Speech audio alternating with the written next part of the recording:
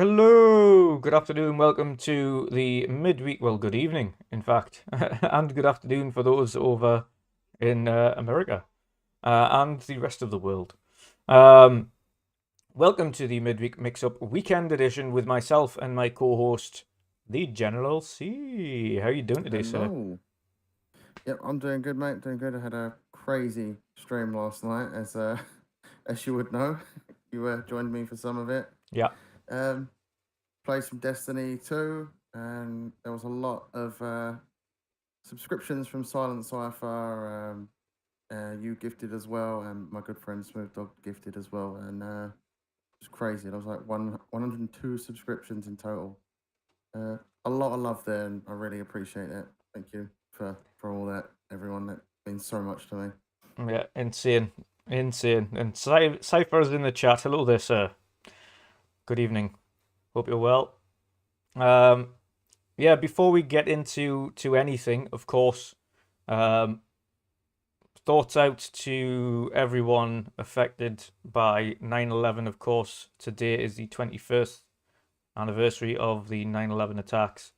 Of course, in the UK, it's been very much marginally ignored because of the events of the last week here with the royal family. But we do not forget. Of course, it is 9/11 today. We do remember those that lost and give up their lives to save others on such a horrible day. Of course, shout out to Boom, who was also there on that day as well. And for many days digging through the rubble. So of course, to anybody that was there, to any first responders and anybody who was affected by 9/11, our thoughts are with yourselves today, and of course those that have been lost. But That's a moment in time that will scar us for life. That it's impossible to shake, and shame on British media for ignoring it mostly. yeah, yeah, 100%. But of course, like I say, we remember those who have been lost. That isn't forgotten on our side, or the vast majority of the actual public. Of course, we were young enough. I was young enough to remember it. I was in school when it happened myself. Same. Wheeled in the TVs, and essentially that entire day was just pretty much a write-off as we all watched it kind of unfold live on TV. So it's something that has affected everyone around the world, and it has shaped what our countries have become over the last 20 years. So, lest we forget. But we shall crack on. Thankfully, we have a lot of news to go through this week. But Jen, what else have you been up to? Just mostly playing Destiny. Apart from the bit of Sea of Thieves on Tuesday, that's really all I've played is Destiny. Oh, I'll tell a lie. A bit of Gears Judgment as well. So yeah, going to be playing a bit more of that after the show here with Berserker this again. Yeah, Awesome it's stuff. not the best Gears game. It's definitely the worst, as I've said before. Yeah, But if you're going for all the Gears games, you've got to go through the worst one as well. So yeah, you've got to grin and bear it. mm-hmm. Awesome stuff. Awesome stuff. And a quick shout out to Game, who becomes a channel partner. With that partnership, it's essentially dual advertisement on both ends. But we want to work with, should we say, independent creators within the gaming community. If we are going to partner up or sponsor or anything going forward, with anybody in relation to anything, it has to be gaming related. As much as it was great having Manscaped as a channel sponsor, as it were, that didn't really associate with anything to do with gaming, and nor did it really resonate with the community. So while we appreciate the opportunity from Manscaped, it on both sides wasn't the best fit. So we move on, and I'd rather collaborate and look forward to future collaborations with an independent creator, Frame a Game. So shout out to Frame a Game. We will be working together both now and in the future on collaborations. So going forward, you will see his logo on our streams. Will be in place of Manscaped. Should be absolutely awesome. But yes, great stuff. Great stuff. As you saw there, I've got my own. that wasn't a frame of my own game. frame. That was a frame of not film. a game, but yeah. But yeah, he does more than just games. So if you've got a favorite movie, this happens to be my favorite movie of all time. I've watched it countless times, probably over 2,000 times. I've watched this, and he does projects like that for you. So if you've got a custom you want done, he'll get it done for you. And he's also, as we might be aware, of course, and yes, Pat, being part of the collective, you can use his logo elsewhere as well. I'll send it after the show. Yes, as well as just games and films, he is also currently working on a method of framing controllers. So for those of you who have limited edition controllers that you don't use and are literally just displayed, as we know, things like the Sea of Thieves controller are going for hundreds if you look online now compared to what they were at launch. Things like the 20th anniversary edition controller, the Scorpio controller, the Master Chief controller.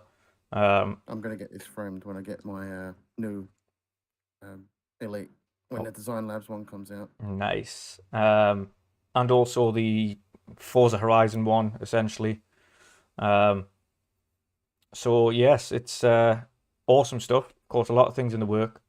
Obviously, Silent Cypher has a Metal Gear Solid frame as well, which is awesome. So it made sense. It made sense to us to collaborate going forward. And of course, he is a small independent creator doing this, obviously for the love of the hobby, and wanted to kind of do something for people to be able to display their favorite games and films and whatnot. So it's an awesome independent business that we're happy to collaborate with. But yes, great guy as well. He keeps you up to date. If you talk to him through Twitter, he keeps you posted, and so yeah, it's a really really cool process. He usually shows a video of the process as well. He did for the Shaun of the Dead custom I had done. He shares that on TikTok, Instagram. It's such a cool process to see come to life. Definitely. Not only that, but Mr. Framer Game himself will be on the podcast this week as well to join us, introduce himself, talk a little bit about Framer Game, what he does, what got him into doing that, and of course, talking video games, which is what we're doing here today. Hello there, Boxenberger. What's up, party people? How's it going? We've got a lot of stuff to talk about today. So we've had 2 showcases over the weekend, and we've also had the Disney D23 Expo, and of course playing a load of games, which is always great. Watching films, and we have a film to speak about. But before we do that, we have, of course, the Disney Marvel showcase to talk about. It was very brief, not much to speak of. I'm going to try and kind of talk about the negatives and some of the very few positives that came out of it. And there were a couple of cool bits that came out of it, but unfortunately there was more negatives on a flip side. We then had the Ubisoft Forward showcase, which again was obviously a vast improvement over the Disney Marvel showcase, game showcase. But there was, of course, negatives to it, in our opinion. Everyone's entitled to their own as well, but in our opinion, negatives to it. But also a lot of positives. Some awesome little announcements.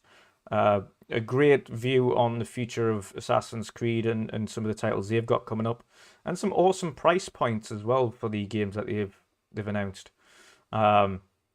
Which was a pleasant surprise, and it reflects the time the game is kind of you play the game for as well.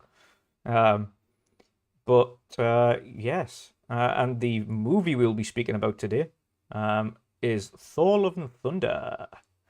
Now, we were going to talk about Rings of Power, but Jen hasn't managed to catch up on that yet, so we'll just stick into Thor: Love and Thunder for this week, and discuss what our thoughts on that film. We know it's been a I'll have Marmite film in the far more community. time to. Yeah, I'll have far more time to catch up with Rings of Power over the coming days. Once I've binge watched the rest of Cobra Kai and I haven't got anything else to watch, I'll put that on and catch up. awesome stuff, awesome stuff. But yes, we shall get into it. First of all, we will go through the shortest of all showcases. The Disney Marvel showcase. There was some weird kind of mixed time frames on how long the showcase would last. Before the show, we got sections saying it was going to be 25 minutes, and we also got some sections stating on their schedules that it was going to be around 90 minutes. It turned out to be the former, so it was 25 minutes long. So there wasn't much there, and it was rattled through pretty quickly. First of all, what were your overall thoughts on the Marvel Disney Showcase, Jen? Just want to quickly acknowledge Boxenberger's message. He said my volume was low. Is that any better? It was StreamYard. It switched my audio for some reason. Should be good. Is that any better now? Should be. It's about 30-second delay, so we'll have to wait. But yeah, the Disney Marvel Game Showcase. Really oddly advertised because on the D23 website, it stated that the showcase was from 1 p.m. I can't remember what time zone it is in the US that adheres to 2:30 p.m. So it seemed like it was going to be a 90-minute show, but it was a 23-minute show. So yeah, that was weirdly advertised. But there were a few little things in there that were fairly decent that piqued my interest. The kart racer game, blanking on the name of it, and the Captain America World War II game with Black Panther, untitled at the moment, by Amy Hennig, and it's hard to say whether this will come to fruition because, like you all mentioned on the show itself, a lot of her projects have been cancelled. So it's really wait and see with that one. Yeah. But they're really the only things that piqued my interest. Other than that, that Mickey Mouse game by the creators of the Battletoads game that came out a couple of years ago. Delilah. That looked pretty interesting. Yeah, Delilah. Other than that, a lot of it was mobile games for phone, and that doesn't appeal to me. It might appeal to the people that play those mobile clicker games, but really, I've tried those games. They don't appeal to me. They're toilet games, really. They pass the time while you're on the toilet. Yeah, and that's fair. That's not for me. That's fair. I like to do my business and get out of the toilet as soon as possible and get to actual games. Yeah, yeah, definitely. Try and crank your volume all the way up on StreamYard, see if that helps.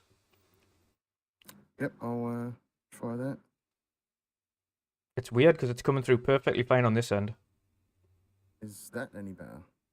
I've turned just turn the auto thing off. Automatic. Yeah, and just crank it all the way up to 200 or something.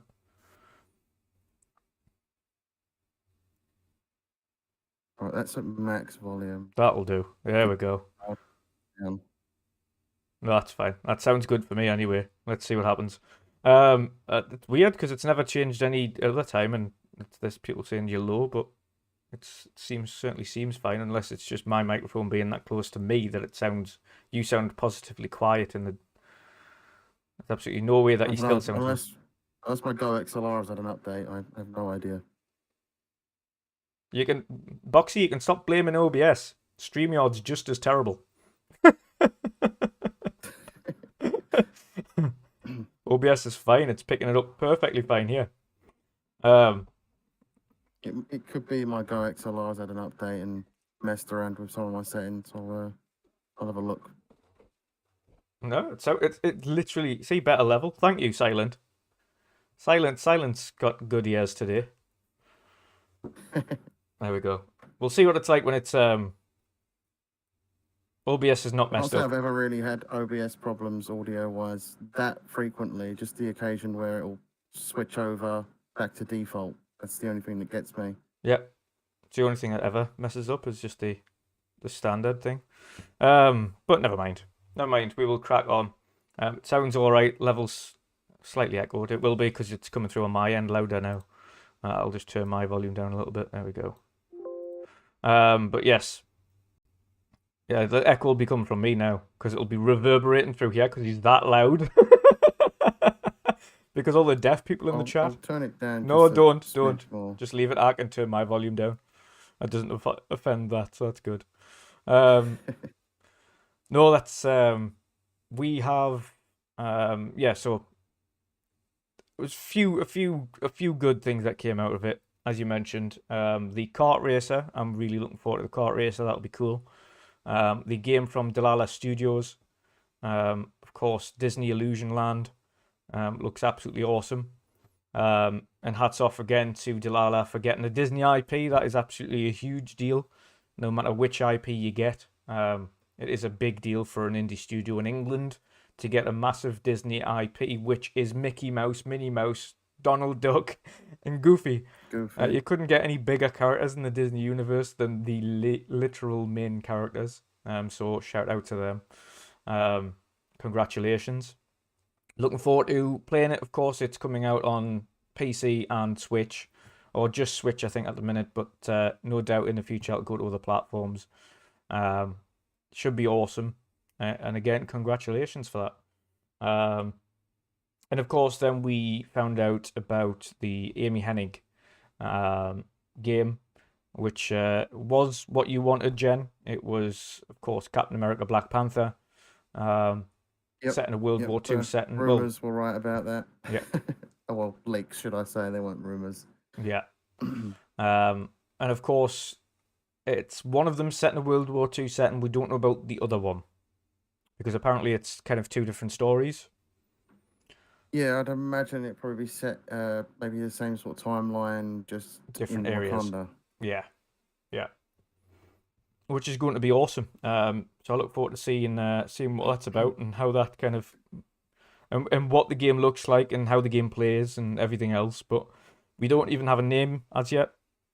It's just an untitled project, right? Marvel project. Just a Marvel project at the minute, yeah.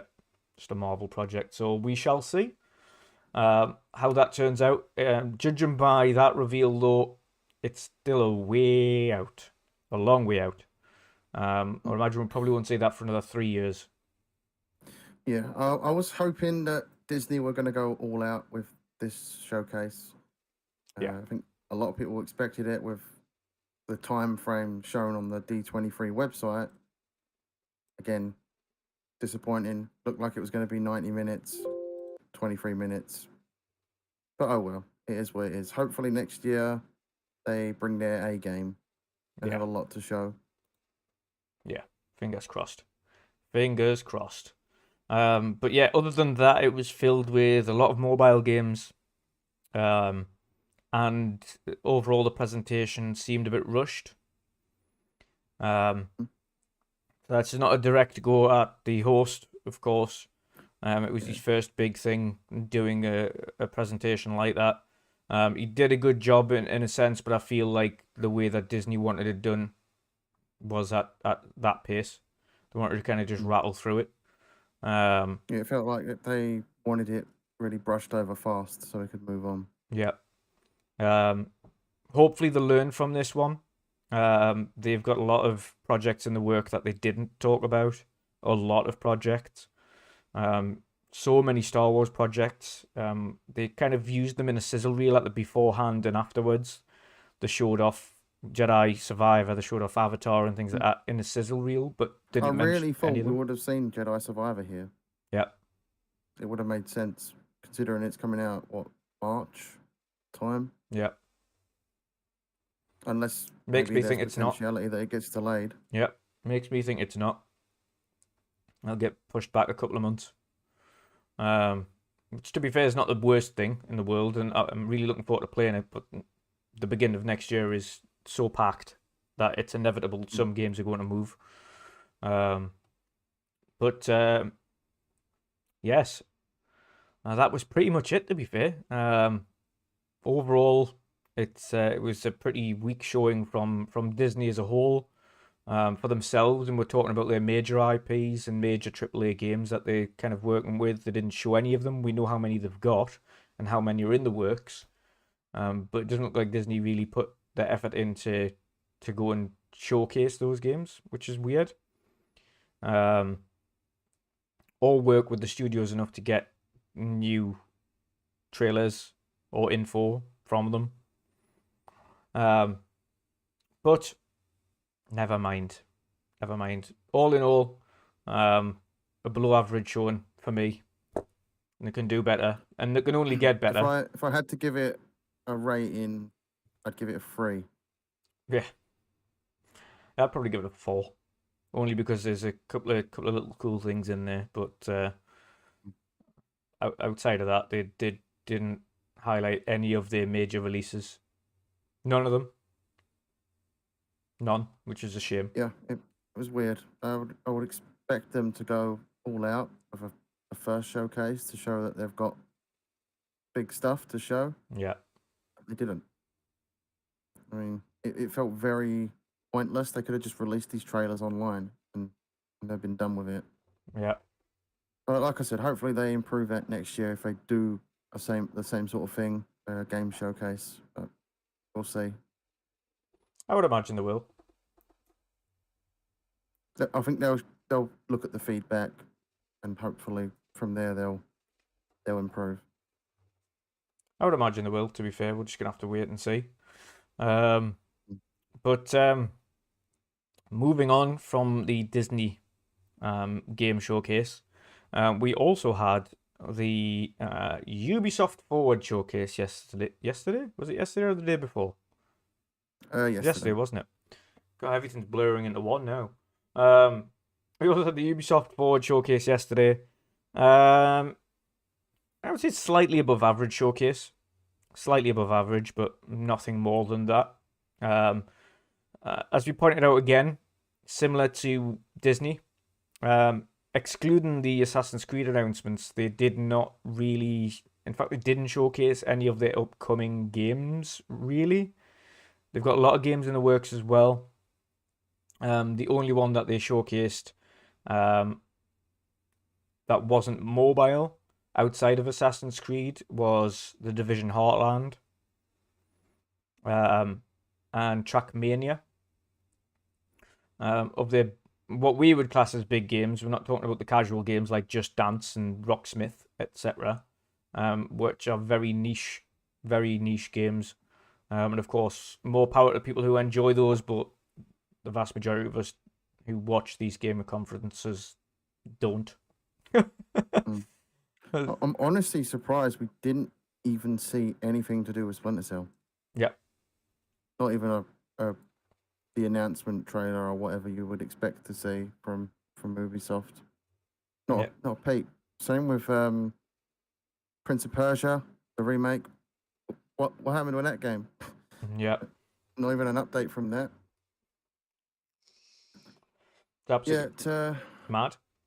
It was a fairly average show, the typical Just Dance crap that doesn't appeal to me. Yeah. A load of mobile games. I'm not a streamer on the internet that likes to dance in skimpy underwear, so. Yeah. Yeah. So of course I could be. You never know. A game that I thought was kind of pretty much dead in the past because there's not really, I don't see anybody playing it now. Some people might still, and there's obviously a community because they're still making content for it. But Riders Republic got an update. A new add-on for BMXs is coming out soon. Riders Republic is now completely free to play. You just buy the add-ons for it and so on and so forth. So it's a monetization platform essentially now. Mm. A live service game, as it were. And I'm guessing they're just going to add to Riders Republic as they go instead of buying the game. Mm. So Riders Republic is free to play now if anybody wants to go and play it. I'll probably give it a try now. I never bothered with it. Yeah. So yeah, it might be worth jumping in, trying it out. Yeah. So if anybody wants to try it out, Riders Republic is now free, and they've got a BMX update coming in the not too distant future, which is a paid add-on if you want to have that. Other than that, they showed off a new Trackmania, which to me is cool. I have played Trackmania before. It's a fun game.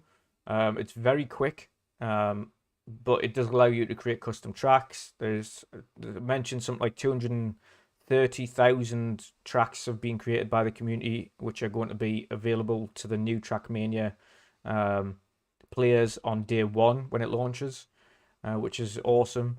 You're going to be able to create your own skins for your cars, decorate them how you please, etc. So that sounds awesome. Aside from that, of course, we mentioned the Division 2 is getting an update. Another update. There is another 2 planned updates for the Division 2 before it finishes, coming next year. And then, of course, the release of Heartland. They also touched on the Division Mobile, which is in alpha or beta now, or something like that. I don't know. You can register for a chance to try it and play it. It is what they class as their AAA mobile games. It is a single player game. It isn't.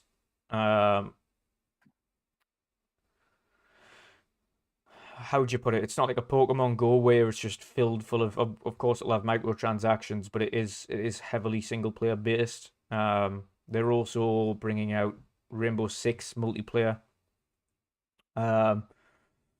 And that was pretty much it. Of course, like I mentioned, they've touched on Just Dance, touched on Skull and Bones, touched on Rocksmith.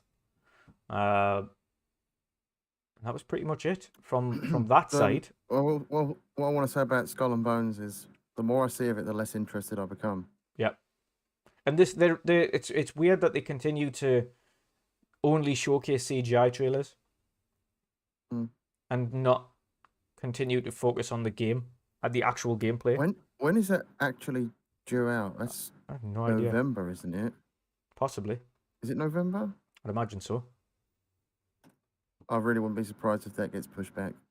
Yeah, same. But I doubt it at this stage. A big showcase of gameplay from that game. I kind of think they're forcing it out at this point. Sending it out to die. Mm-hmm. I hope, you know what it is, I hope it does well. I hope there is a community for it. But I think it'll be a very, very small niche community, though.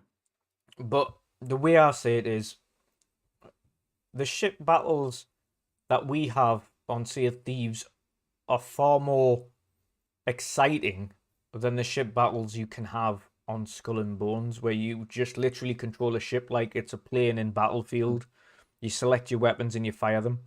There is no running around and telling your crew like, Jen, get on the cannons quickly, right side, such and such. Go and fix the hole below deck quickly. Fix the mast. No daring jump off the ship and try and get on their ship to kill them. Yeah, first. Exactly. Like that's exciting. That gives you an adrenaline rush. Exactly. I don't feel like you're gonna get that in Skull and Bones. It's and that's what I'm saying. Like it's somebody literally steering the ship whilst you like everyone on cannons, right side, the ship's coming up, or left side, someone fix the holes, check below deck, or fix the mast, took the mast down, blah blah blah. So many different things, and it's such a rush. Someone like bailing the water out and all that. Yeah, I don't. Like I said, the more I see of Skull and Bones, the less interested I become. I have no interest in this. This is also why I kind of hope, and I know the Sea of Thieves guys won't and Ray won't, but I kind of hope that they bring a man of war ship to Sea of Thieves, which of course naturally will be a little bit slower, but you'll have more people on deck, so you can have like maybe a 6 or an 8 man crew, who have a big man of war ship that you've got to manage. That would be awesome to see, rather than like have to And of course, we struggle to know each try and ship get has two its ships. yeah, and each ship has its flaws. So we know the sloops are hyper fast; they can kind of dart past you and kind of evade you with their speed. And the bigger the ships get, the slower they are. The slower they are at turning, and the more stuff you've got to manage. You've got multiple decks that can be blasted full of holes, multiple weapons. You've got 3 loads of sails you need to manage. So of course, with a man of war, you'll have like 3 decks you've got to manage. You'll have like 3 huge sails you've got to manage and a little sail at the front, and there'll be so much more to do. But you'll have a bigger crew to compensate for it, and of course, naturally, the ship will be slower anyway. So I think there's good points and bad points to every ship you can use in Sea of Thieves, and I think adding a man of war would only add to the game personally. Yeah, I'd like to see it. Maybe that's something they do in the future with maybe a sequel. They're Yeah. going to do a sequel to Sea of Thieves. I think it would be awesome. I think it'd be awesome. Imagine coming up on the thing in your galleon thinking you're a big, or even a couple of galleons thinking you're the big guy, and you rack up and this man of war's there with its like 8 cannons on each side. That'd be insane. Full crew just blasting at you both. That would be absolutely nuts to watch. But also Hopefully like they do that in the future, because I mean, even a galleon still seems quite big for 4 people. yeah, it does. I think maybe, or even like you say, increase because it's got 8 cannons, but you can only put 4 people on it. And of those 4 people, one of them sailing the ship, so you've got 3 people on the cannons. So ideally, just increase the amount of people that can be on the galleon. Like have it Yeah, up to 9 people on the galleon, 100%. considering there's technically 1 person steering and 4 person on each side manning the cannons. Yeah, I mean the map is big enough for more people on it. Yeah, But maybe the more people they have on the server, the more problems it causes for the server, with bugs and all that. But who knows what they're working to for the future? It could be oh, in there's the next always update for all we know. yeah, exactly. There's always things in the works for Sea of Thieves, but to that point, and of course, your comparison versus Skull and Bones, of course, you don't have any of that. It is literally just ship battles, but you are the ship. Yeah, You are the ship. that's the part that least interests me, the ship stuff. I like to jump out, explore islands, or jump out and go onto other enemy ships and cause a little bit of havoc every now and then if they're causing us grief. So, Yeah, you know, that's the fun part for me. The PvP yeah, is where it's at. I love the PvP. It gives me an adrenaline rush. So that's more of the stuff that appeals to me. Being restricted to your own ship kind of puts me off, because yeah. I like to jump off the ship and get up to some shenanigans from time to Exactly. time. Exactly. Completely agree. Completely agree. Um, but yes, aside from that, of course, like I mentioned, the awesome news of Trackmania. I did like, before we get into the Assassin's Creed showcase, which is a separate thing within that showcase, Division Heartland actually interests me. Now, I haven't been a massive Division 1 or 2 player. For me, it was mainly because of the cityscape.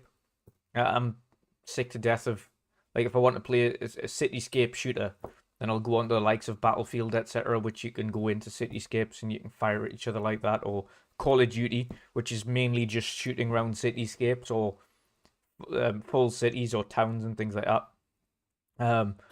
I did get into the first division quite significantly. Yeah. I mean, it was all Back when right. that came out. It was all right, but and like I've played through the expansion on Division 2 when that came out, and of course, obviously it reduced, and I think it was Gangs of New York, whatever it was called, and that was dead cheap. When they kind of had that on sale for a bit, so I jumped into that, played that through. It was cool. Yeah, I grabbed Division 2 on sale on PC, when that came out. It was like 2 months after. I got it for quite a lot off. Yeah. I paid like maybe £15 for that game, and I just never really got into it. I never got past that, like, a few missions after the tutorial. Yeah. I just gave up with it. Yeah. It's the same sort of problem I had with Destiny, but it felt worse in this game because you did have to basically start again no matter what. You didn't even get to carry your character over, as far as I know. Yeah. But yeah, it's a similar problem with what Destiny 2 had when it first came out. The restarting over again is a pain in the ass, especially when it's When you've penned built up as this big this large character that you've shared world shooter, yeah. where you're like, well, especially with Destiny, they say become legend is their tagline. And how can I become legend if you're stunting my growth from one game to the next? The one thing I didn't like about Destiny 2 specifically was the fact that they removed the original main story missions from the game. Yeah, Like I and don't that's what put understand me off of to going say back to that it it for was so long. to save size or something. I was like, what? Removing lore? That doesn't help anybody. Mm. You literally, if you go into the I think game they now, did you literally try can't play to. the original missions. I think their kind of explanation to it was like the planets were getting destroyed or something, and they weren't going to be there. But they brought one of the planets back. I think Mars came back in the last DLC, Yeah. but it's significantly different. But even then, like So the original Earth, essentially that you're on or whatever it is, mm, like, I don't believe you can actually do the original missions now on there. I don't think so. No, they changed it drastically when they switched to the free to play. Which is So a really lot of weird. missions changed. They vaulted a lot of content. Um, but yeah, I'm enjoying it again. Yeah. Although it's missing that significant content that was there at the start. I obviously can't play the content I had before. Mm-hmm. Um, it's not like I could anyway because I don't play it on PS4 anymore. Yeah. That's the only reason why I got it was for the PlayStation exclusive content. But now I'm playing it on between PC and Xbox. So, and what annoys me there is the fact that you have to buy the DLC for every platform if you want to play DLC on whatever platform you want to play on that day. So that's kind of annoying, unless there's like something through their own website where you buy the DLC and it applies to all platforms. But I'd highly doubt that because surely the platform holders are going to want their cut of that anyway if you're playing it on their platform. Yeah. So yeah, I don't think that's a big thing that a lot of people like doing is buying all the DLC on all platforms that they decide they want to play on. I mean, personally, I'm probably going to buy it all on PC, but I have to wait 90 days before I can link my account again because Bungie had this policy where if you remove your old accounts, you can't link them to another account. So that's what I've done because I don't use my old Xbox gamer tag anymore. I have my new one, so I started a new game on there. I thought if I'm going to play Destiny again, I might as well just start it again Yeah. from beginning because it'd been so long anyway. So I might as well. But yeah, I won't be buying the content on Xbox for sure.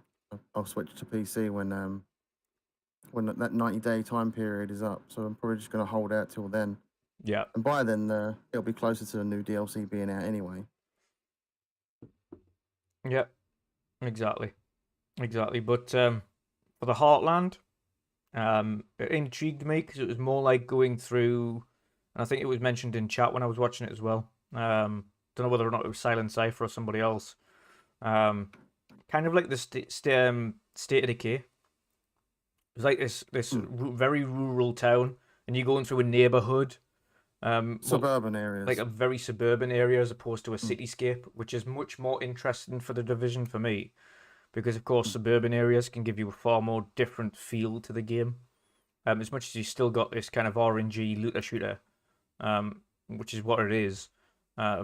I think the feel will be a lot different. Of course, sniper rifles will be able to be used effectively or more effectively because it's a far different environment. You'll have a bit different tactical advantages or disadvantages you can have.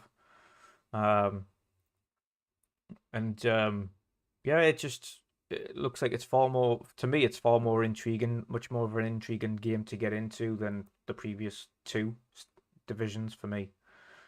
Interested to see how they go about kind of the dark zones if they implement that, and certain boss battles and things like that that they bring into it, and what the sections in each biome sections are like. But what about you? I'm going to give it a try. I think Heartlands is free to play, right? Well, no, I don't think Heartlands is free to play. It's their next major. You sure? I Yeah, swear I heard it was going to be free to play. no, the next Well, I don't know. major I'm not title. too sure. It depends, really, because kind of worn out on those modern style third-person shooters. Yeah, I prefer sci-fi games. Always have done. There's more room there for like the mystery sort of stuff and all that. yeah. But yeah, I didn't really play much of Division 2, so probably not going to bother with Heartlands unless it is free to play, and I'll try it. Yeah, that's fair. That's fair. And speaking of State of Decay as well, I really should try and get back into State of Decay 2 and try and build a colony and play some co-op or something on it again. It's been a long time since I played State of Decay 2 properly. I installed it not too long ago, and they've got like a horde mode in it now, which is awesome. And you've got like a little I've kind of only defense played area. a small amount of the beginning with State of Decay 2, and that was like over a year ago. Yeah, they've got like a horde mode So- in it now, where you're all together as a group, and you kind of have to obviously select your weapons.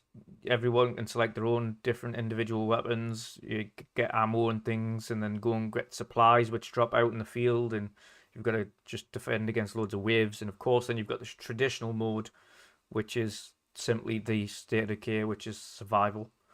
But they've so Maybe much I'll jump back in improved, as well. Give it a go. massively improved over the original, and I haven't even been back into the story yet to see what has changed. But I know graphically they've had a massive overhaul. It looks much better. Technically, it works now. Whereas before, if you try to play multiplayer on it, especially around release, there was that much lag. You would have invisible zombies killing you. Your friend would be like I remember lagging seeing those glitches. Yeah. lagging miles ahead of you. Like, I got killed by invisible zombies on multiple occasions. You couldn't see them. You just and you could hear them. But yeah, I want to jump back into it. I want to kind of get into State of Decay 2 a little bit more and play the co-op and see what it's about. Yeah, I might install it and join you for that, because I never experienced it in co-op. The little I played, so maybe that will encourage me to stick with it a bit more. Yeah, might do a retrospective on it. Like a retrospective review after playing it for a while. We'll get a bit of footage together playing that game or something. I am looking forward to State of Decay 3 though, because we did hear the big news that the Coalition are helping with that game. Yes, yeah. Let's briefly talk about that, because we didn't really speak about that on any of the shows. So, of course, Matt Booty in one of the many conferences he's done over the last couple of weeks mentioned that, of course, and this was mainly a topic discussing the fact that AAA studios don't work alone anymore. They always get outside help from other studios. They always collaborate now. And he's talking about across the industry, not just Xbox. We know the same for Santa Monica. They do exactly the same on Sony's side. We know Sony Bend do the same thing. Every studio, every AAA studio works with another studio in order to help these days, or get better ideas, work collaboratively to make the best game possible. And hearing the news from Matt Booty, he dropped in conversation that the Coalition have teamed up with Undead Labs on State of Decay 3 is probably the best news you can hear if you're a State of Decay 3 fan. One of the best Unreal Engine developers in the industry working with you on your new game is probably the best news you can have, and especially from a fan's perspective. Bringing over their tools, their experience, their know-how on the engine, their graphical polish. That is, even without seeing State of Decay 3 now, that's shot my hype levels right up, knowing that the Coalition's teamed up with them. I'm wondering if maybe there's going to be some sort of active reload type thing in the game as well. Well, they've got something relatively similar in State of Decay 2 anyway. Not an active reload, but your guns do jam and you do have problems with them because, of course, it's a survival shooter. So you're going to have problems with your weapons and stuff. I didn't even know that about State of Decay. I don't think I ever got a gun in that game. Oh, right. Well, yeah. So in State of Decay 2, of course, it is permadeath, of course, with all the characters you meet. Um, I did play a significant amount of the first game. Yeah. I didn't play much of the second. The second, yeah. So it's permadeath, of course. You're trying to build and survive, and this little community that you build. So you choose the area that you start off on. You go to the house and you make that house your base, and then you kind of expand that base over time and grow it up and get different sections. And then, of course, you can craft different weapons and repair weapons and make sure food's all right and make sure all the people are all right, whether they're ill or injured. You've got to go and fix them and help them. You've got to go and loot and search for loot in different houses and clear the nests while you go into these different houses. And you can then go on further and set up new bases in different sections of that town, and then go further afield. So there's so much to that game, and it is actually a really enjoyable game when you get into it. But you're always on edge because, of course, you know yourself and all of your AI characters are permadeath. So you don't need to know if you're in a sticky situation and you're low on health, you need to bug out. You need to run as fast as you can or get to a car or something and go. Because if you die, you're dead. Gone. Do the characters come back as zombies? No, they're just dead. Oh, I thought they'd come back as zombies. That would be pretty cool. No, because they usually get ripped to shreds.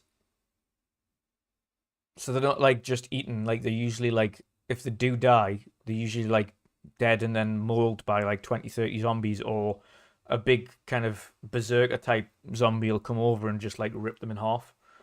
Yeah.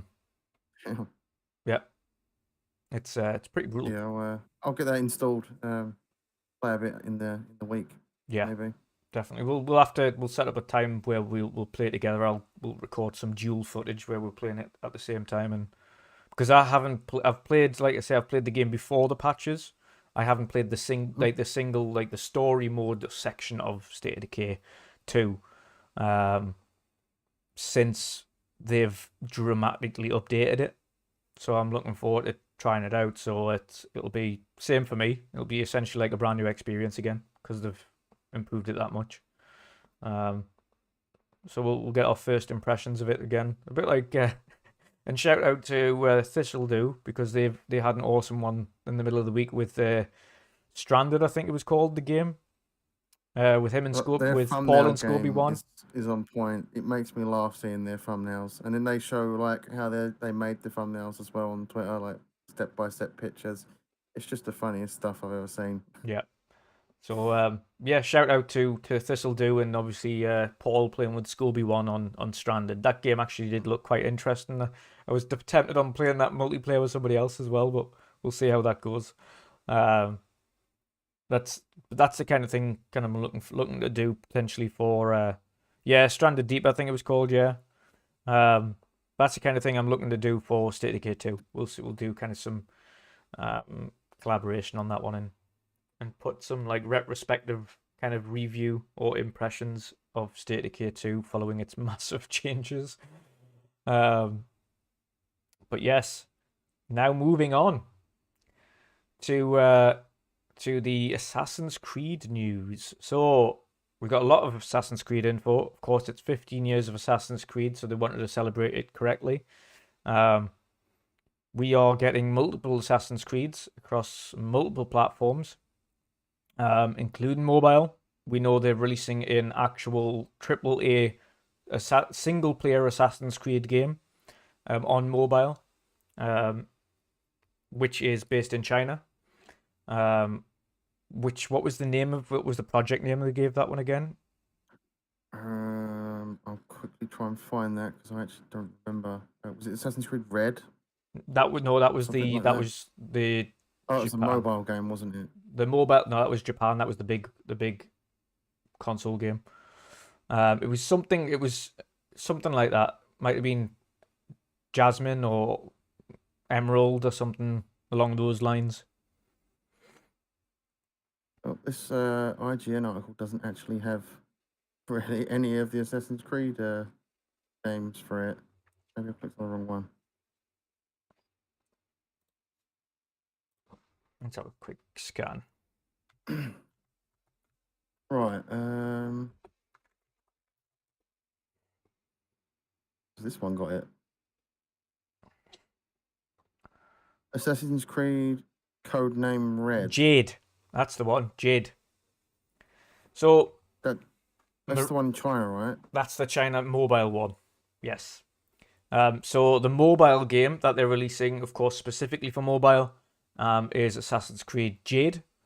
That one is set in China. That is a single-player game.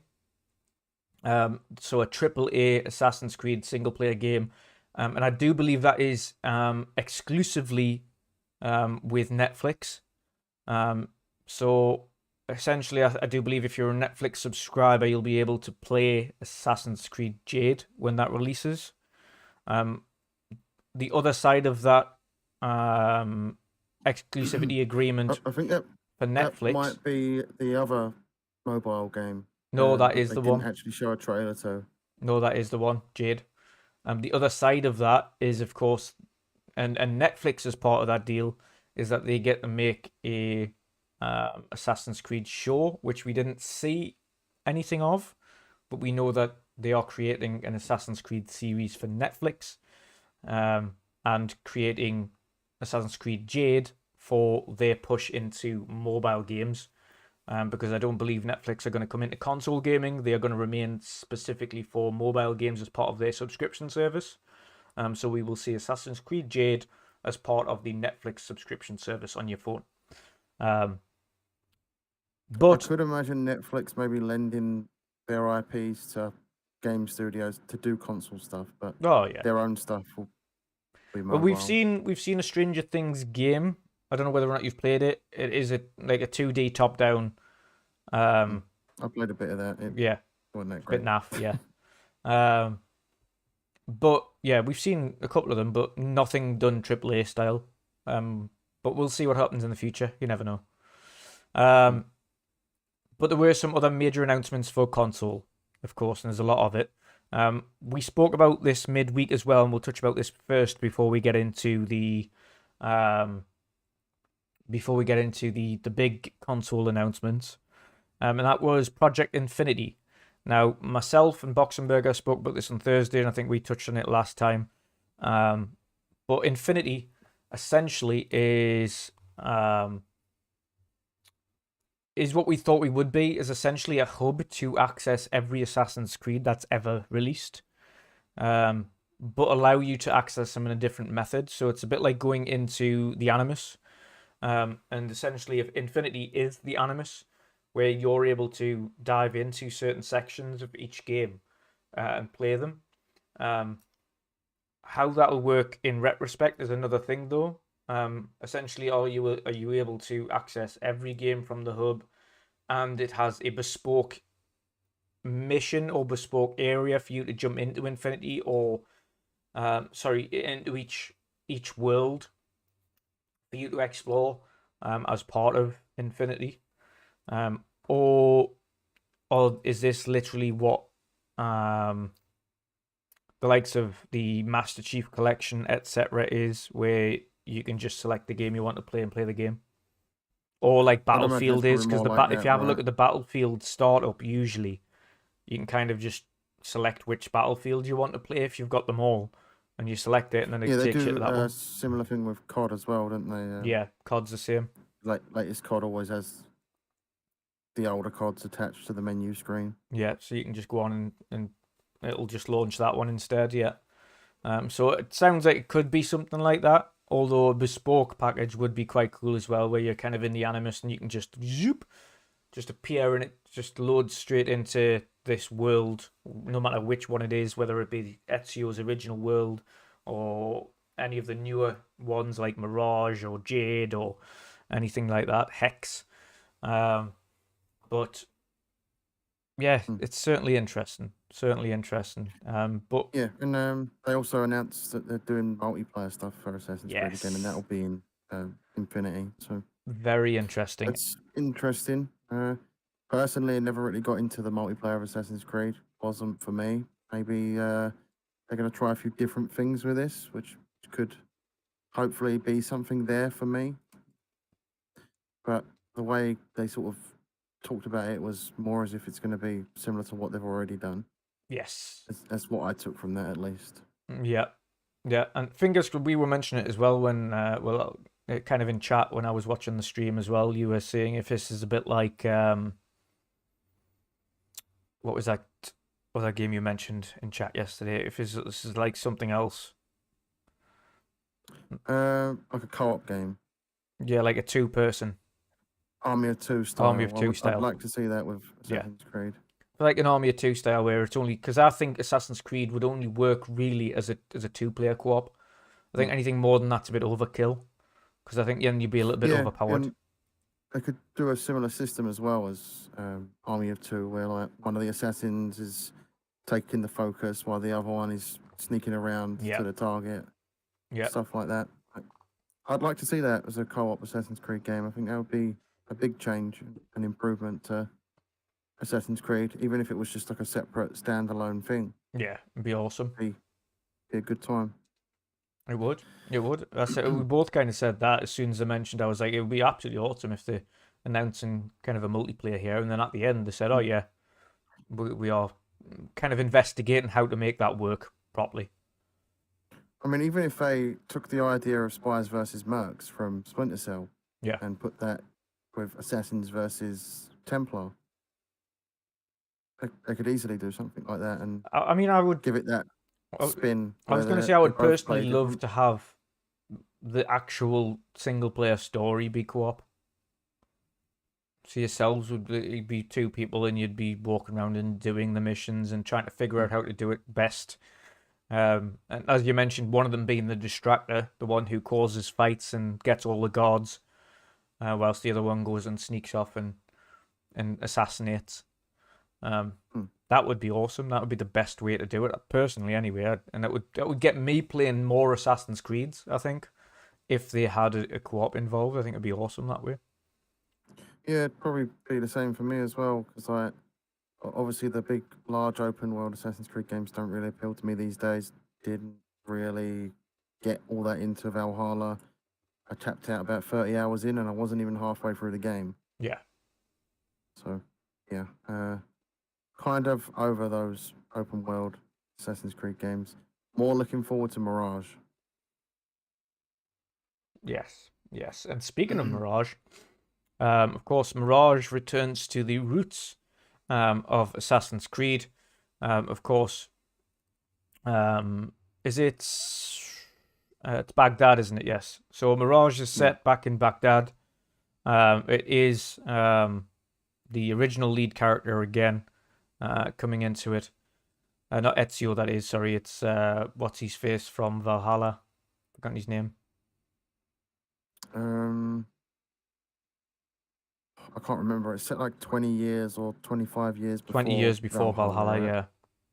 And you play as, is it one of the assassins that is in Valhalla? Yes, it is I keep forgetting his name as well, but yes, so you play as him in Mirage. The news that followed it actually was a little bit more surprising, but it does line up with their vision. They have mentioned before that not every Assassin's Creed needs to be a 130-hour action open world RPG, and that they would like to streamline some of the titles to be a little bit more true to the roots. No, not Bayek. Not Bayek. The guy that was in Valhalla. Basim. Basim, that's the one. Basim, yes. So he plays Basim in Mirage. But yes, this game looks like it's going to be a singular, more narrowed and streamlined single-player experience without the fluff. And it's going to be the single-player campaign at roughly around 15 to 25 hours tops, which is awesome. That is also coupled with the fact that the price point matches that. So the price point is set at £50 in the UK. That's good. That is good. Which is really cheap. I have seen some places offering the physical version for far less than that as well. I've seen some of them on pre-order at like £35, which is insane. It's not bad. So it depends on the area you're getting it from. Some stores might already have kind of reductions on them or something like that beforehand. You know how some of these pre-order sales can go, where they have like these Yeah, one-time offers. online distributors like Shop2, usually they have a Pre-order decent sale. price point. It's not not as high as other retailers. They usually bring it down. Yeah. Good, maybe 15% sometimes. Yeah. So that's it's an awesome jump back in for those who want to play an Assassin's Creed. Yeah, it's more for me, this Assassin's Yes. Creed game, and Streamlined. I'll 100% be picking it up because it's the Assassin's Creed I remember is the first game. The second game, Brotherhood, Revelations, although Revelations weren't that great. Yeah. But But it's the the first two original Assassin's Creed games and Assassins. Brotherhood, Yeah. amazing games. Yeah. So that was a bit of good news, and of course, like I say, the news that came along with it being a nice, shorter, streamlined experience as opposed to big open world fluff, and being at a much lower price point than what we're using at 20 below the usual level. 20 quid below the usual level is a massive difference. And of course, that's going to get more people into it, and I think a lot of people that seen the price point then went, "Oh, now I'm interested." Like beforehand, I would have just went, "Nah." Not for 70 quid. I definitely wouldn't have touched it. 50 quid, however, or less. Now you've got us thinking, because that's 15, 20 hour streamlined Assassin's Creed experience. Probably enjoy that. So good news. Good news all around. It looks really nice as well. Plays really nice. It's a traditional combat. It's not the action RPG combat. It's a traditional Assassin's Creed way. So should be good. Really looking forward to that. Yep. And then, as mentioned, of course, Jade, the mobile game set in China. Not much details on that other than the fact that it is a single-player AAA mobile game set in China. It is the full Assassin's Creed experience. It is an open-world game. So for those who want an Assassin's Creed mobile game on the go, or you want an Assassin's Creed game on the go that isn't tied to a console, then that game's for you. However, and again, that wasn't for me, and I was a bit miffed that they were getting like an awesome Chinese, like feudal China, and console players still hadn't got Japan. And then, literally just moments later, they break the news that we are getting Project Red, Assassin's Creed Project Red, which is Shinobi feudal Japan. Which is essentially the setting that a lot of people have been wanting from Assassin's Creed for a long time. Of course, I did love Assassin's Creed Valhalla, of course, with the Viking setting and historic England, and obviously parts of Iceland and Norway, and America. Of course, if you've played all the way through the game, you'll know what I mean. So the sections on there that are awesome. And I did enjoy the time that I had with it, but it is big.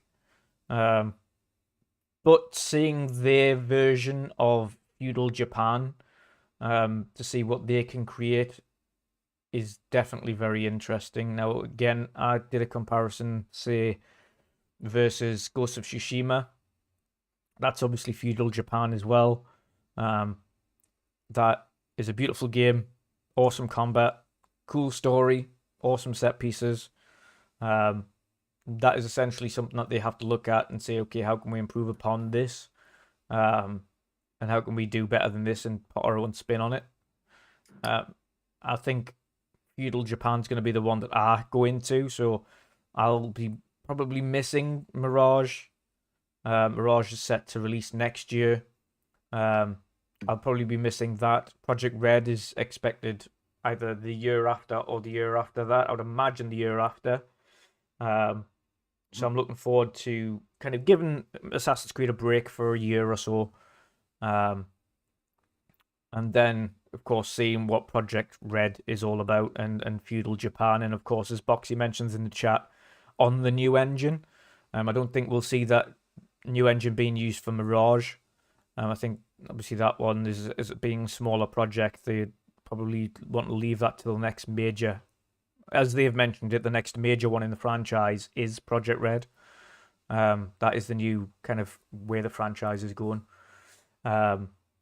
So I think it's the other way around for me. I'm more interested in Mirage than oh yeah, Codename Red. So that's understandable.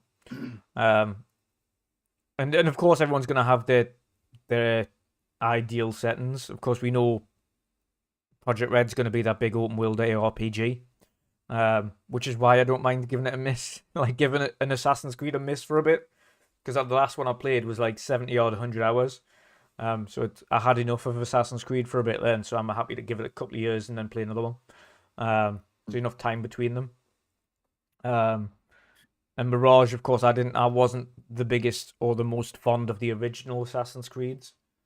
Mhm. So for those who are interested and love those, Mirage is the game for them. 100%. They will love them. I'm imagining the Codename Red is obviously not something that's going to stick. Oh It'll no. It'll be something It'll else. be something close at the time. It'll be something completely different.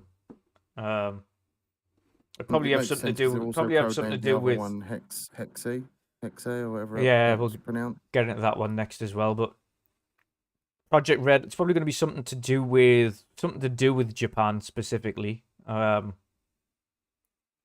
It could, I don't know. It could be absolutely anything. It could be, I don't know, Assassin's Creed Rising, Assassin's Creed Empire, or something. or Assassin's Creed Rising Sun, which would emphasize Japan, the Empire of the Rising Sun. You never know, but it's obviously going to have something to do with it. Mirage, of course, being the desert, and we know what a mirage is. It's specifically in the desert areas.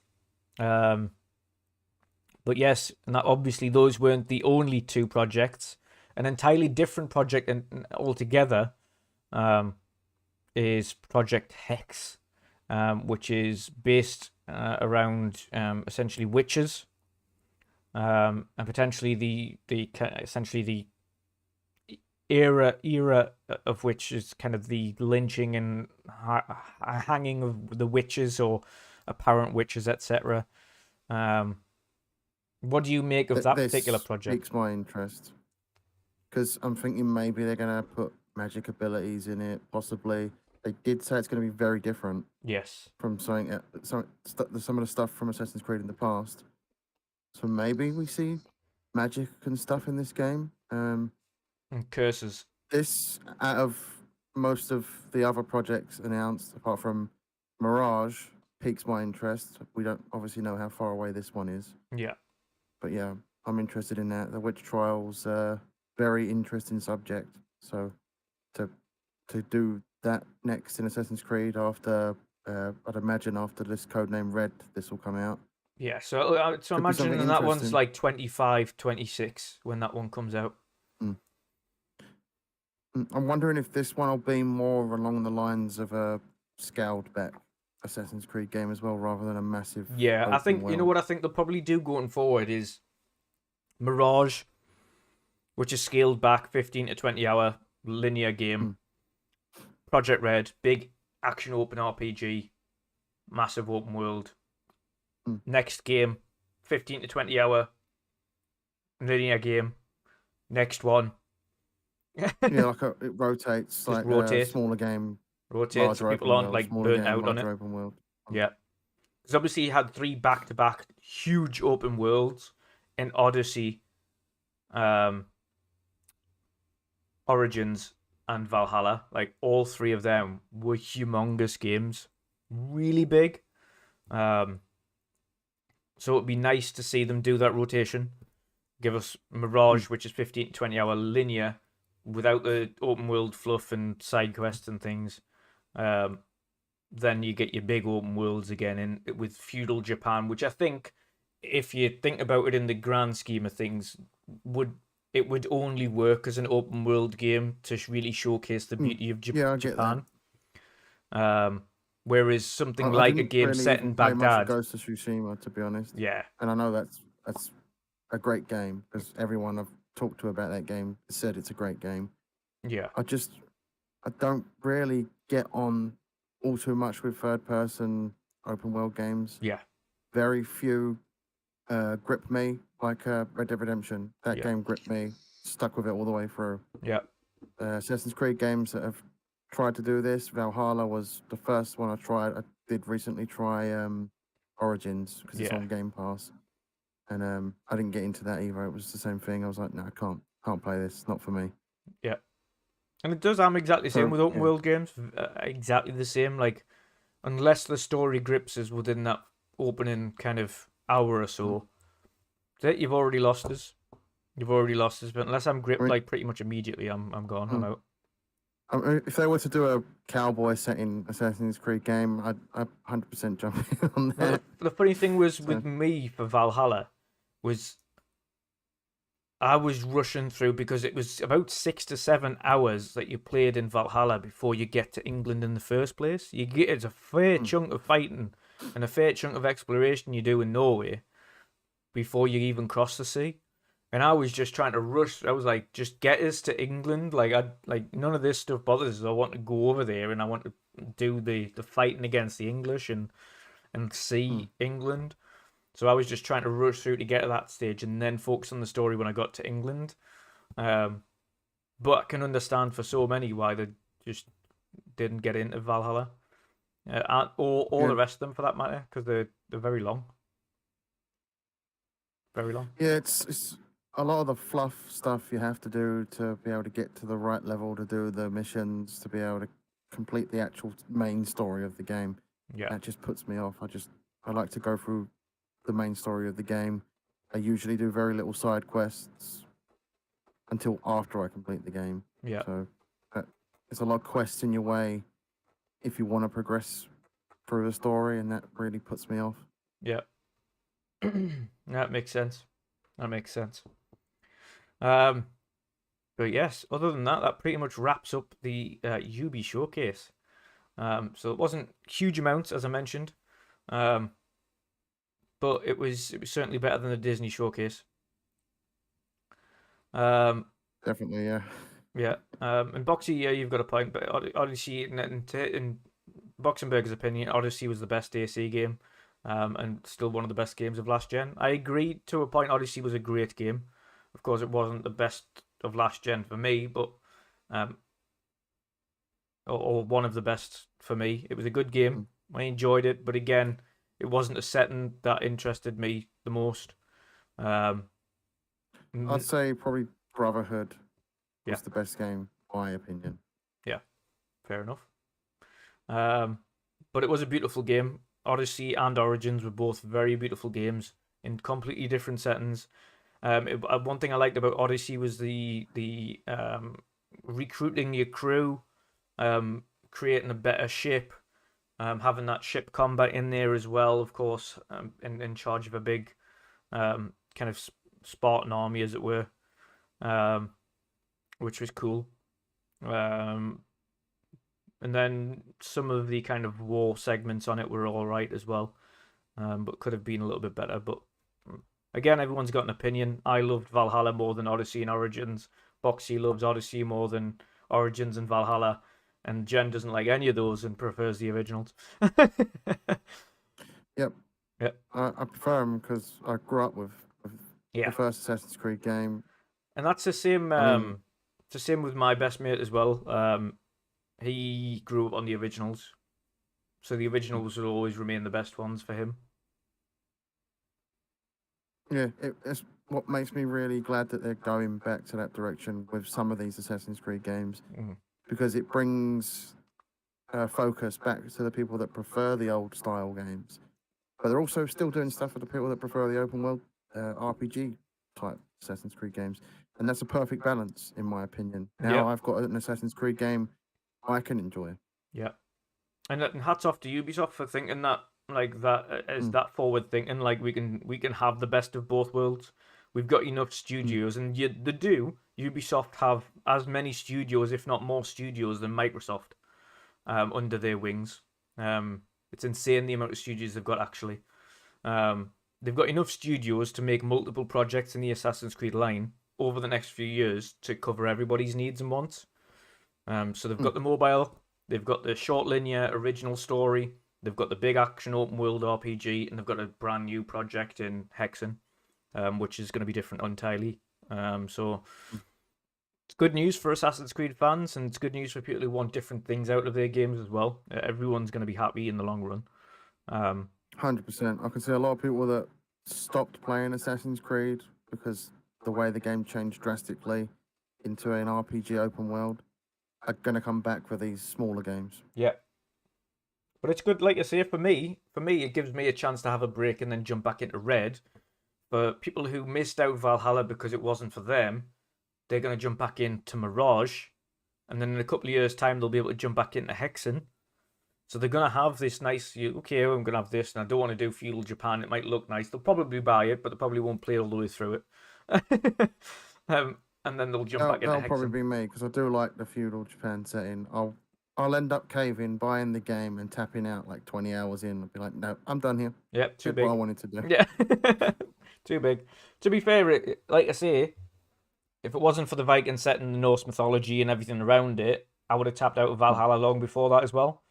It's only because of my interest in the history of the Norsemen and everything that comes with Norse mythology is why I stuck with the game. But I can absolutely understand why people tapped out of it. And a lot of people are going to do the same with feudal Japan. I love the setting. I love the scenery that'll come with it. I love the combat will be awesome. Of course, you'll have samurai swords for a change instead of axes, which is going to be even more awesome because you're going to slice and dice people up with samurai swords. But and of course, being a shinobi ninja, stealth is part of their game anyway. Whereas in the Viking setting, Vikings are not. Throwing stars. Vikings are absolutely not stealthy. They are big and brash and love to just go in. Like, yep. That's why the main character wears the hidden blade on the front of their wrist rather than the under of their wrist. They're like, well, that's cool. I want to show it off. Yeah. Yeah. So it's so yes, a lot of things to look forward to. Yeah, even Boxy said they've got about 3 times the studios that Microsoft has. I'm super hungry, not that it matters. I'm going to get some food then. You're not on the panel. You don't have to worry about this. You can just walk around. But yeah, it's certainly going to be awesome going forward. Like I say, a shame, of course, that Disney Showcase didn't really show much of all of their projects that they've got coming up because they've got a lot. But there is still some awesome games coming up this year that we're looking forward to. Of course, we saw, and for those of you who haven't, Jen, I don't believe you have yet either, but there are some early reviews and previews going out for Plague Tale Requiem. ACG has done one as well. If you haven't seen it, of course, go and watch that. But that is coming up shortly. Of course, we've got Metal Hellsinger. We've got Callisto Protocol still coming this year. We've got High on Life. Still some awesome games coming out this year. One of which, of course, has been moved to next year. That was Atomic Heart, of course, has been moved to 2023. At some point, it is being published by Focus Home Entertainment. Or Interactive. I forgot the name of it. So, of course, they have a publisher now outside of their region in order to kind of get stuff done. And fingers crossed, of course, Stalker 2, which it did make the headlines, although it was kind of non-news. I explained this the other day as well with Stalker 2. We know that's in 2023. They don't have a definitive date yet. The store listing still had the original store date on it, which is why they had to cancel the pre-orders because they couldn't change the store date on there. So they've cancelled the pre-orders. As and when there's a new date, people will be able to pre-order again. Until that point, of course, they won't be able to, unfortunately.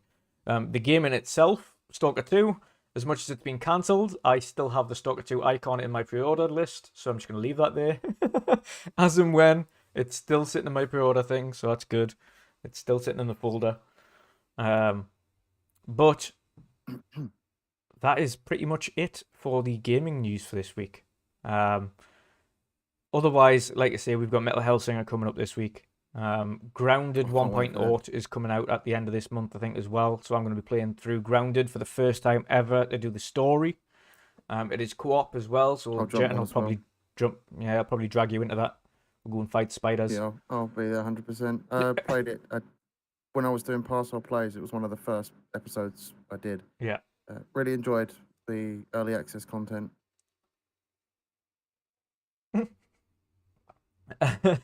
He hates moving past 9:30. But yeah, that's. I mean, you've got 3 minutes to go, so you best get going until. You got 3 minutes to get food. Never mind. And then I'll have to go upstairs. You got a kitchen upstairs, not downstairs? That's strange. Okay. That's new. Never mind. But yes, on to the next news, and we're out of gaming and into movies and TV. Of course, this weekend was the Disney D23 Expo, not just for games, but for also their TV shows, films, and park information. Now, I haven't looked into the park information as yet. No doubt they'll be giving updates on future rides that are being built and other projects, etc., that they've got in the works. But we'll speak specifically on the TV shows and films that they've announced at D23, of which there are a few. So let's get into it first and foremost. I'm going to rattle through some of the ones that came up, and we'll cover them off at the end here. So this is coming from a Disney D23 website. Every major announcement from Disney and Pixar D23 Expo 2022. So of course they announced, and I'm just going to rattle through the names first and foremost, and then we'll speak on some of our poignant ones afterwards. Walt Disney Studios, Hocus Pocus 2, with the original cast of the original Hocus Pocus film. Of course, that's a big deal for the fans of Hocus Pocus. If you haven't already seen that before, it is an awesome original Halloween film to watch with your kids. Of course, it is kid friendly. It was always meant to be. I've never seen the original. Yeah. They always usually have the cast going to the Disney parks around Halloween to do Hocus Pocus or parts of Hocus Pocus on stage at the parks in front of the castle in Disney World and Disneyland in California. But the original cast are back to reprise their roles from the, I think it's almost 20-year-old original. Maybe it's a little bit longer than that, actually, from the original Hocus Pocus. But they're back to reprise their roles as the three witches for Hocus Pocus 2. The next is Disenchanted 2. Not for me, of course, but that's all about being essentially princesses and princes from a Disney world in the modern world. So for those of you who like that, go and watch it. The next one is Peter Pan and Wendy. So the next live action film in the Peter Pan universe. For me personally, none of them will ever get close to Hook.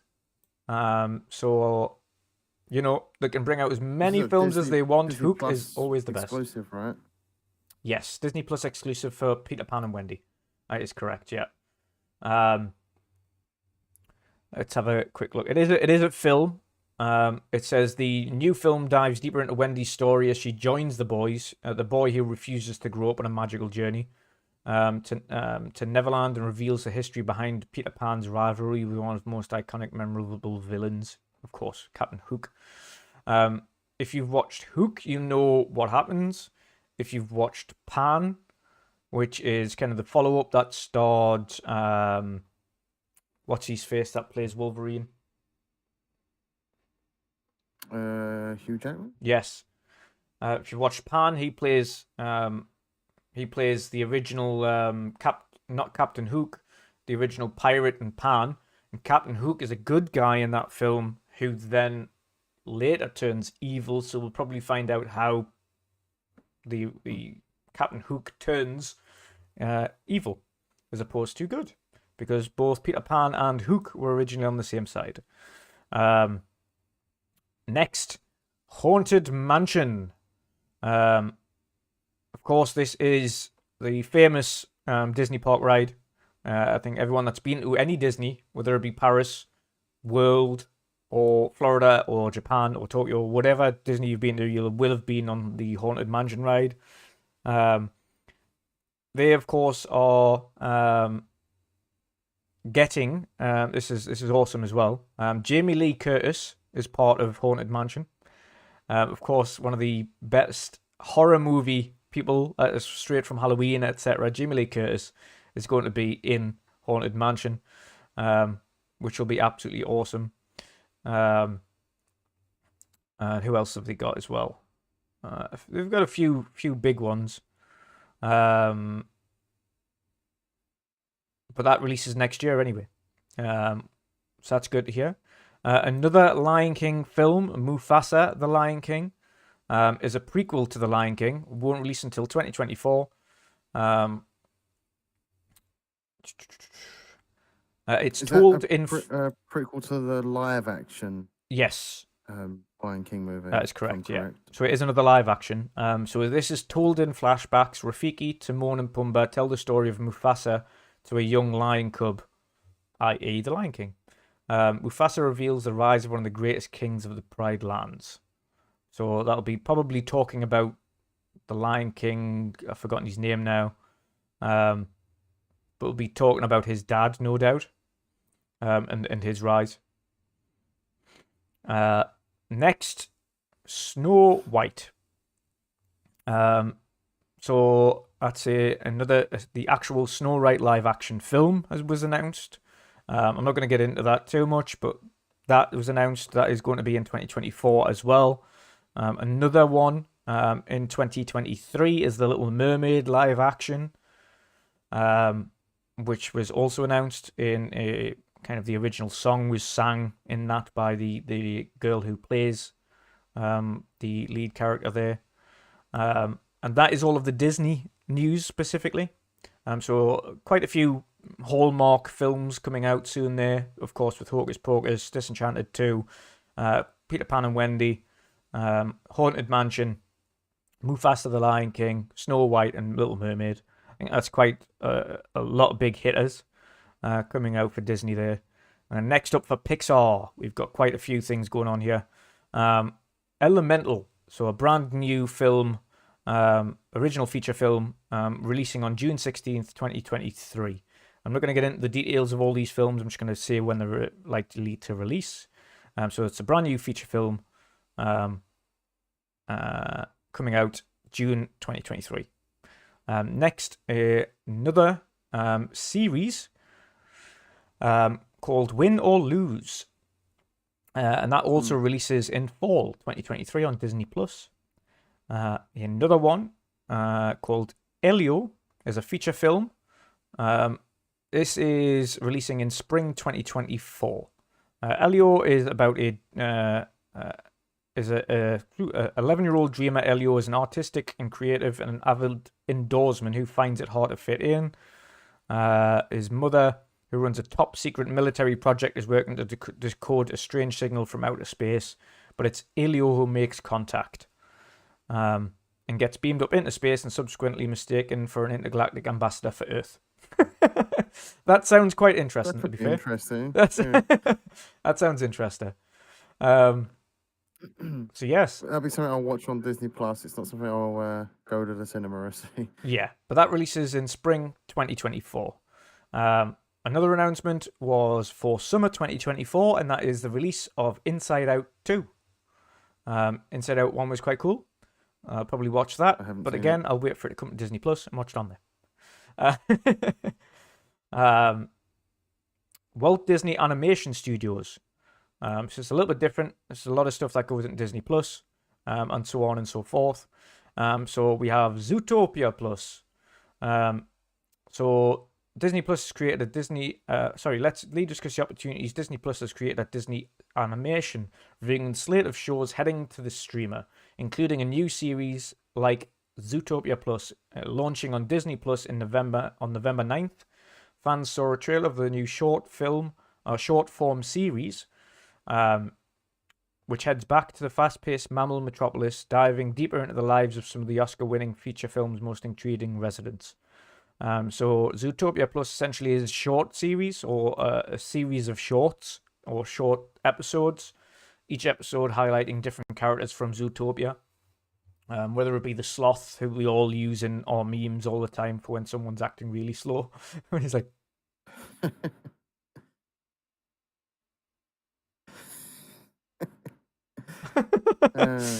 That's me on a bad day. Yep. And me. Another show, long form series. So this is long episodes called Iwaju. Okay, and it's a Pan-African comic book entertainment company, Kugali, who's created this. It's just an African series. Let's have a little... A love letter to Lagos, Nigeria. Let's have a look. A world bursting with colour, unique visual elements, and technological advancements inspired by the spirit of Lagos, which is physically divided into an island and mainland separated by both water and socio-economic status. The coming-of-age story introduces Tola, a young heiress from wealthy island, and her best friend Kole, a self-taught tech expert and loving son from the mainland. Filmmakers shared a first look at the new series. That's an animated series as well, by the way. It's an animated series that'll be coming in 2023. Let's have a look here. A feature film, I do believe, going straight to Disney Plus here. Oh no, premieres in theaters, called Strange World, and that is releasing in 23rd of November 2022. Next is a finale moment for them, and that was, of course, Wish. Finale moment of the presentation, Lee returned to the stage to officially unveil Disney Animation's next original feature film, Wish, set to release in fall 2023 during the studio's 100th year. Okay. Let's quickly wrap up anything from that. Is there anything that you specifically liked from that? The Pixar stuff. Yeah. Be more for me. Not the Disney princess stuff. Although, who knows? Yeah. I don't really watch a lot of those types of films. My sisters watched them growing up. They weren't for me. So I don't know. Maybe depends if anything like that piques my interest. But yeah, it's mostly the Pixar stuff that appeals to me. Yeah. Pixar animation is big, world renowned, big. So it's appealing to a lot of people. The Pixar stuff. So really, anything Pixar, I'll kind of check that out. Yeah. Awesome stuff. Next up, we get into the Marvel announcements, of course, which is what everyone's really waiting for here. So the Marvel announcements, first of all, of course, they spoke again about Black Panther Wakanda Forever. We've seen footage for that already. Of course, that's going to be very intriguing to see how that one pans out. The announcement of Ironheart. So, along with the new logo for Marvel's Disney Plus upcoming series, Ironheart, yep, it is a series, starring Dominique Thorne's Riri Williams, it was revealed that Black Panther director Ryan Coogler will serve as executive producer, with series spinning out of Ironheart's upcoming role in Wakanda Forever. Exclusive footage was also revealed for the series, focusing on her students at MIT, along with the confirmation that Anthony Ramos will be playing the magical villain known as the Hood. Next, of course, showcasing Ant-Man and the Wasp as well. Coming in 2020... Oh, actually, no, sorry. Let's ignore that section, actually. So, yes, Ant-Man and the Wasp coming next year. It was also confirmed that the next Ant-Man film will directly tie into Avengers Kang Dynasty, which is coming in 2025. The character in Loki, Kang, he who remains. You'll recognize him at the end of that series. If you look at the picture in this, he's playing Kang the Conqueror, who's a big Marvel villain. Great actor, so I'm looking forward to seeing more of him on screen. Yeah, playing Kang, and then obviously going into the two Avengers movies, Kang Dynasty, and then Secret Wars. Yeah, I'd imagine this is going to be a huge film that does set up a lot of what's going on in those two Marvel movies. yeah, most definitely, most definitely. Next one we've got is a Disney Plus original called Werewolf by Night. I'm not quite sure what that is about. Do you know what Werewolf by Night is? I think it's the way I took it from the trailer as if it's like a horror murder mystery type thing. Right. Okay. Playing on that game, Werewolf, basically like it's sort of like a tabletop card game. One person's picked as the werewolf, and you've got to figure out who's the werewolf. Basically, that's what I took from the trailer. They're taking that sort of spin on it. I don't know a whole lot about Werewolf by Night as a character in the Marvel Universe, so this is going to be interesting. This does come out, I think, on Halloween Day. Yeah. So it's going to be horror influenced at Yeah. least. So what it says at the bottom here is unique. Werewolf by Night will be a truly unique MCU project as a black and white retro horror story, and will also feature the official MCU debut of Man-Thing. So we shall see. We'll see how that one turns out. Definitely. Yeah, it's going to be interesting. Because Werewolf by Night seems to be more along the lines of like Blade and all that. So maybe they're setting something up here with Blade in the future. Yeah. Yeah. So that could be interesting, like a Midnight Suns sort of thing, because we know they're doing the Midnight Suns game. It seems like they're building to a Midnight Suns TV series as well. Yeah. With a lot of the more mystical sort of supernatural elements that they're putting into the Marvel Universe at the moment. Yeah. So that could be interesting. Maybe this sort of sets that up. It's a one-off Disney special movie, basically. Yeah. I think we still have the Guardians of the Galaxy Christmas special coming up this year as well, if I'm correct. Plus, I haven't mentioned it yet, though. So we'll have to wait and see. That's odd, because that was filmed back-to-back with Guardians of the Galaxy 3. Yeah. I would imagine that might be a straight to Disney Plus, that one. Yeah, the Christmas special will be. Yeah. Apparently, it does tie heavily into the Guardians movie, so you will need to watch the Christmas special to know what's going on with Guardians 3. Right, okay. Okay. Next Disney Plus original is Secret Invasion. Of course. This one I'm really looking forward to. Yes.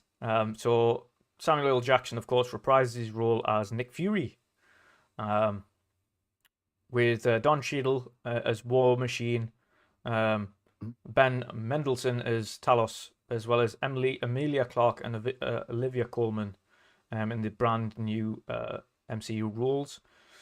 Featuring Fury's return to Earth, the former director of S.H.I.E.L.D. will be caught in a massive alien conspiracy involving shape-shifting aliens known as Skrulls. The series, Secret Invasion, will begin streaming in early 2023. I'm really looking forward to that. If you know what the Skrulls are, if you've seen the first Captain Marvel movie, yeah, you'll know what they are. There's bad versions of those Skrulls and there's good versions of those Skrulls. So this will be interesting because this apparently sets up that maybe some of the heroes are also some of these bad Skrulls. Yeah. So that'll be interesting going forward. Definitely. To see who are these big heroes that could be masquerading, well, Skrulls masquerading as big heroes, basically. Yeah. That'll be interesting. Definitely. Next up, we've got they've shown a logo and nothing else for Armor Wars. Essentially, they were just confirming that's still happening. Basically just them re-announcing it because people thought it was delayed dead during the pandemic. Yeah. Don Cheadle, of course, also revealed that Armor Wars will be taking place right after the events of Secret Invasion. Armor Wars is set to begin filming in 2023, so we won't see that one for another year or so. Following that, so it'll be 24-25 when you see Armor Wars. Um, I think this will be based around like people using illegal versions of like the Iron Man armor and such like that yeah, around the world. yeah, most definitely. The next one, of course, my personal favorite, Loki season 2. Been looking forward to this. Been looking forward to what happens. What happens next? I was gutted it ended when it did because it was essentially picking up by every episode. It was getting better and better and better. And by the end, you didn't really want the series to end. You just wanted the next episode. Um, so yes, everyone returns as usual, along with newcomer Ki Hun Hugh Kwan, and I'm gonna absolutely ridicule that name. I've just trashed, but apologies. Everything, everywhere, all at once. Of course, and also I think he did. He was the lead character in Squid Games. He is part of this, so he's coming in and has a role in this. Who will play the agent of the TVA, which is awesome. I'm glad Owen Wilson's returning as well. I liked him. Yes, And I'm not really a huge fan of Owen Wilson. he was good in this film. No, series with Loki. He was really good. It was also confirmed that Kang the Conqueror will have a large presence in the series following season 1's finale episode. And I won't say the spoiler to it if you haven't seen it yet, because obviously in that announcement on here it tells you the spoiler of the end of the season. So we'll not get into that. It says with exclusive footage for Loki season 2 featuring the God of Mischief being sent across multiple branch realities, the series may prove to have more multiversal madness than Doctor Strange 2. Loki season 2 is set for release in summer 2023. Woohoo! It still feels so far away though. I just need it now. I know. It feels like a lifetime ago that the first season came out. Yeah. The announcement, of course, again for Fantastic Four. That is coming out in 2025. There wasn't really any news off the back of that, of course, other than this is coming in 2025. Next is flashing in my room. And a new one called Echo. Marvel's Echo was revealed at D23 as well, confirming the return of Vincent D'Onofrio's Kingpin. While Maya Lopez shot him in the head at the beginning of Hawkeye, it seems as though Wilson Fisk is alive and well, albeit wearing an eye patch to cover the loss of his eye. Having recently wrapped filming, Echo is set to be released in summer of 2023. This one's a big interest of mine because I'm a huge fan of the Daredevil TV series. And Daredevil is significantly in this. He's also appearing in the next, I think, 3 or 4 episodes of She-Hulk, if I'm correct. Yeah. Another one, big one for you. Daredevil Born Again.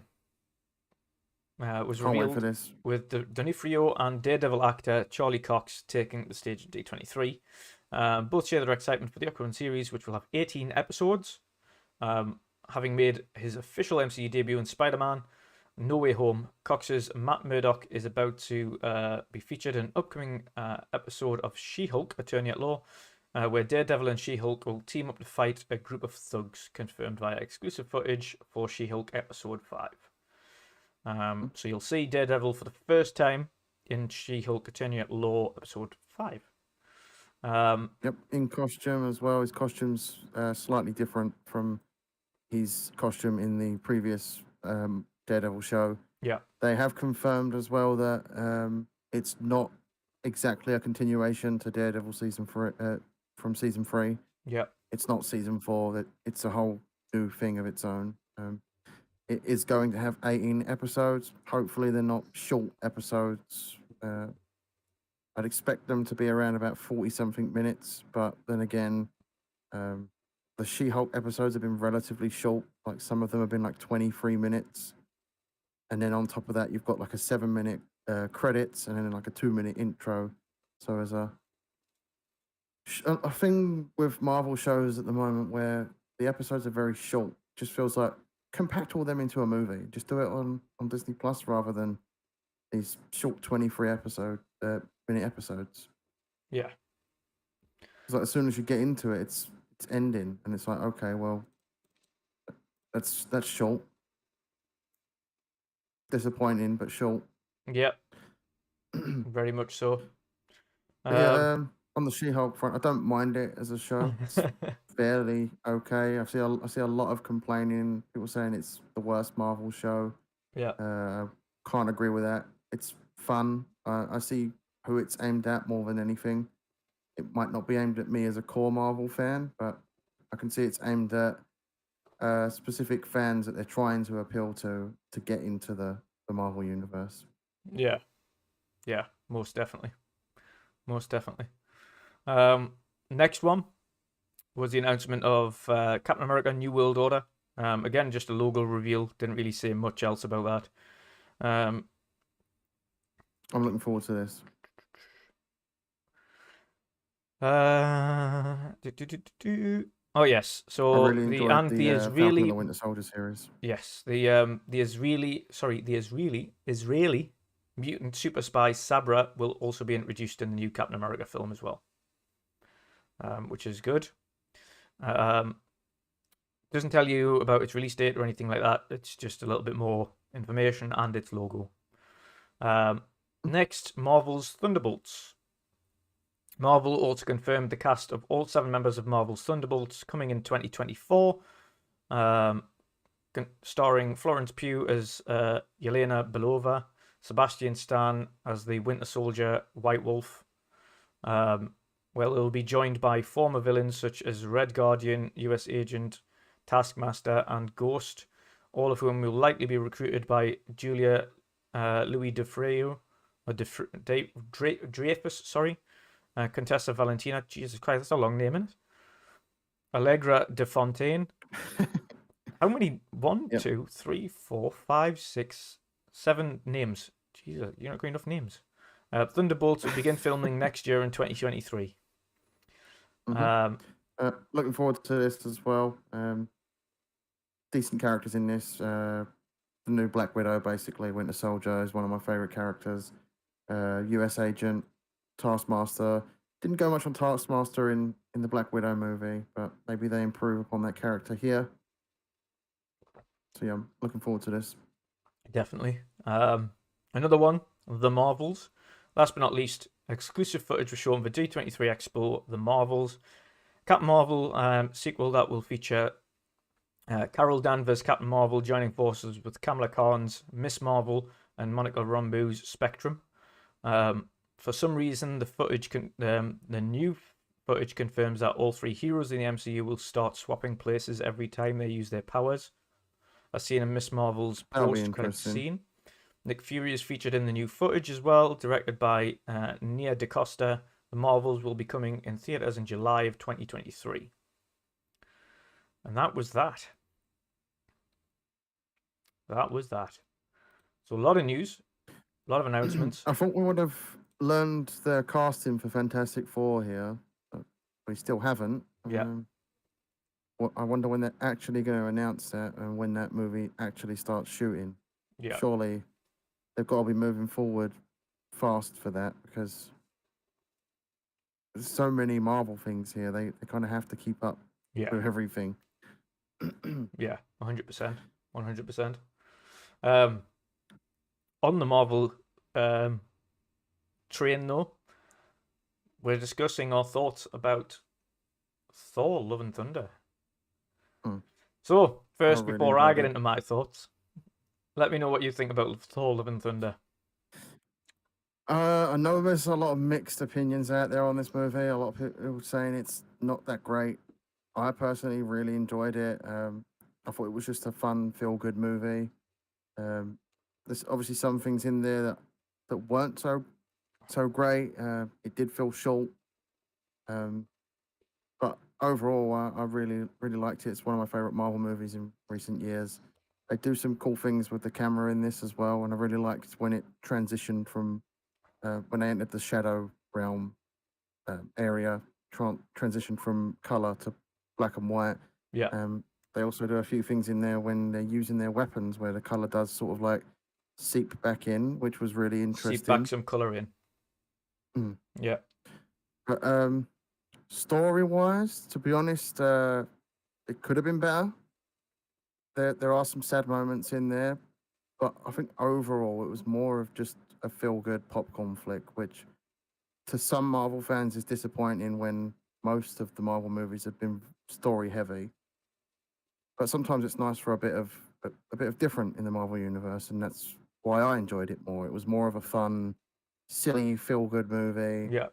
There was some silly moments where Thor bestows a bunch of children with his powers, and that was like a funny, feel-good moment as well. It's more of an exciting film. It's not pushed as this big story blockbuster that's there to draw in shed loads of money like the Avengers movies are. Yeah. Yeah. I think Phantos kind of pointed out correctly there as well. He says it was fun. They have really let Thor become a bit more of a throwaway, shallow character after Infinity War. I would say the same like after Endgame, even maybe. Um, he was good in the Endgame. He was kind of he got a bit fed up. Of course, he was a bit silly at the beginning of Endgame as well because he put on massive amount of weight, etc., and that bring him back, and a little bit of a more of a comic relief in Endgame. Yeah, that's what I liked about it though, because throughout the stories, Thor's become this troubled character where a lot of trauma surrounds him, and personally I like to see that they're doing fun stuff with him. You do get a bit of that trauma in here. I won't spoil obviously the ending, but there's a traumatic event that does happen to Thor, and it's nice to see that the ending here isn't depressed Thor and Thor chomping away at loads of food and beer again, like in Endgame. Yeah, So yeah, I like that upbeat, happy Thor because he's a character that has been through a lot of bad stuff in the MCU, and it's nice that they're doing changes and giving him character growth in a different way. yeah, 100%, 100%. It's like I say, it felt more like a Guardian of the Galaxy film than it did a Thor film. Mm. For me, it was good in parts. I expected a bit more action in it, believe it or not. The story There's was some big cameos in the movie as well, which I really enjoyed. the story was okay. Strange to see, and I'm not going to spoil all of it, but strange to see Miss Thor, if you want to put it that way. Her role in the film. That is pretty much to a comic storyline. I obviously won't go into too much details about what happens to the character, but Jane Foster does become the female embodiment of Thor. Yeah. In the comics, and that's what they pulled from some of that there. Not the whole lot of that story, but some of it was pulled from that. Yeah. I just thought it was a bit of a strange way how that story ends anyway. Of course, I understand the reasoning for it for the film. But I thought it would have been cool to see both of those kind of team up in future Marvel Avengers films. Did you see the after credit scene? Yes. So there's a chance maybe that could happen. Well, especially with them pushing towards Secret Wars, I'd imagine it'd be strange to see them. I obviously won't spoil it because it's a big thing that obviously they're going to do something. If I mention it, then it's that scene there. I was going to say if I mention that the post credit scenes, it kind of ruins the film anyway because you'll know what happens. Yeah, I'm trying to be very vague without spoiling it because it's a big thing, especially for fans of Viking mythology and Norse mythology. Obviously, I'm not going to say what it is, but it does something that sets up what could happen. I'm expecting to happen in the future. Yeah. Yep. But yeah, it was some light-hearted fun. I'm glad I didn't pay to go and watch it though. It was cool, but I'm glad I watched it in the house. Put it that way. I'm glad I didn't pay to go and watch it. Well, I think I'm the same there. Look, it I think wasn't this big if I spent if I blockbuster spent event for my time Marvel to like go out and most of watch this Marvel. film, I would have been disappointed. Mm. But Yeah, I agree with that. yeah, I think it would have served them better to just release this on Disney Plus in the first place, because it didn't feel like a big, huge blockbuster Marvel event. nah. It was more It down to actually a felt pretty relaxed, sort of chilled experience more than anything. it felt pretty short. Like the sum of its parts were pretty short. Like including the That's what Fanto said. It's a good Sunday afternoon flick. yeah. Because if you think about it as well, like the bad guy who you come to know throughout the It was played film, by Christian Bale. yeah, which is an I awesome. really enjoyed Yeah, his he played bad it guy really well. take. Um, Because I think most people are used to seeing him as a hero. There's films where he has been more villain-esque, like if you've seen, I'm blanking on the name of the movie now. One where he's like the serial killer guy. yeah, I'm totally blanking on what the name of the movie is now. American Psycho. yeah, It was nice to see him, rather than be this Batman-esque hero character, to see his take on a villain, and I really enjoyed it. As much as the character was very different from the comics look-wise, yeah, he did a great job. And I know why they changed it, because the character in the comics is very similar looking to Voldemort, so they changed it. yeah. But one thing I wish they'd have done is kind of stretch out his destruction a bit more, because they kind of just touch Mm. on the fact that he's killing gods, but they don't show him Mm. doing any of it. Like you see him kill one at the beginning of the film, and then after that, you just see them kind of looking at news articles like he's going around killing gods, but you don't see anything Yeah, it would else. have been nice to have seen him actually kill a few more gods, like at least some Yeah, of like actually go and cause this destruction, the see big his level story a bit more, gods. Mm. not just But yeah, I think he was, like, by the end of the movie, he was more than just a villain. My opinion. I'm not going to spoil that, obviously, but it didn't feel like your typical Marvel villain. He was justified in his actions, in my opinion. yeah. Oh, 100%. 100%. It was understandable why he did what he did and why he was doing what he was doing. Um, I also liked that they really portrayed a lot of the gods in this as assholes, just which is what they complete are. assholes, Yeah. pompous assholes that just want to And you saw take advantage you of saw that everything. with Russell Crowe's character, and obviously we won't get into too much detail, but you saw him portraying that a bit. And portraying what Zeus and technically what the Greek gods were all about, which was pretty pompous and Yeah. There's another after credits scene, if you've seen them both, that sets up what happens, I guess, maybe in the next Thor movie. And I won't go into those details, but it's going to be very interesting. yeah, 100%, 100%. But yeah, overall, like I think they've summarized up as a good Sunday flick where you can just chill out and watch it. I think that's as good as it can be. It wasn't as good as I was hoping it would be. I was hoping it would even last longer. It felt pretty short. It probably wasn't short, but it felt short in the sum of its parts. I think I like it more than you, because the fact is that I think at that point in time, I just needed something a little different from Marvel, and I've seen every Marvel movie, every Marvel TV show, and it was nice to have something that stood out and was different from what come before it, with a not so generic villain, and not a huge blockbuster event that is packed full of noise, like when you go to the cinemas to see most of the Marvel films. There's a lot of action, explosions. It was nice to bring that tone down, see something a little less over the top. Yeah.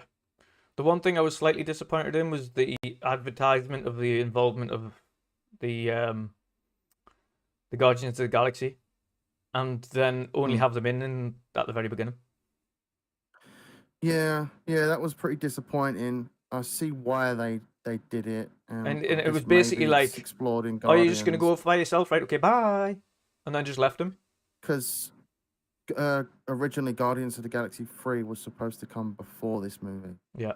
and then they were hit with all the delays during the pandemic. So I guess that caused them to change a lot of this story drastically, and that's probably what affected a lot of this movie, and Yeah. is probably one of the reasons why the majority of people didn't go much on it. Yeah. No, But what they put together, I still really enjoyed. it was enjoyable. It was Mm. definitely enjoyable. There were certain sections that should have been longer, like I say, the villain stuff. Mm. Yeah, that's why I probably in future, if they do come across something like this where they have to push or change movies around, just release that movie on Disney Plus. It felt like it was more made for Disney Plus than the cinema. Yeah. 100%. 100%. But again, I think Thor as a character, he's a lovable character throughout. Mm. They could definitely do him a little bit more justice. Mm. I It's did that it. charm that Chris Hemsworth has to him. It's just something about him that makes you love that character. Yeah, he is a good Thor. He's an awesome Thor. He bloody got ripped for this movie as well. I think it's the biggest he's ever been for Thor. Yeah. So that was cool to see him like absolutely Massive. almost hulked out. Yeah. It kind of had to be for this boss, but again, it's a follow-on from Endgame, and it depends on how they use him for the next Avengers trilogy. Let's see how that goes. We shall see. I can't go into much with where I think they're going to take it. Yeah. Because it spoils the movie. Yeah.